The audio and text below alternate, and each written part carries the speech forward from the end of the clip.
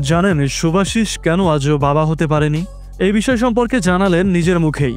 শুভাশিসকে বেশিরভাগ মুভিতেই কমেডি চরিত্রে দেখেছেন দর্শক। শুভাশিস দর্শকদের সারা জীবন হাসিয়ে গেলেও তার জীবনে রয়েছে বড় এক অপূর্ণতা। সেই অপূর্ণতা হচ্ছে তিনি আজও বাবা হতে পারেননি। জীবনে সন্তানের অভাব থাকলেও নিজেকে সবসময় হাসিখুশি রাখার চেষ্টা করেন।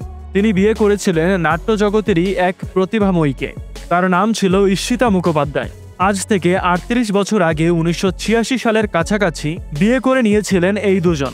বর্তমান সময়েও তারা স্বামী স্ত্রী, কিন্তু তাদের দুঃখ একটাই, তার এবং ঈপ্সিতার জীবনে আসেনি কোনো সন্তান। সবসময়ই সন্তানের জন্য হাহাকার করে শুভাশিসের বুকে।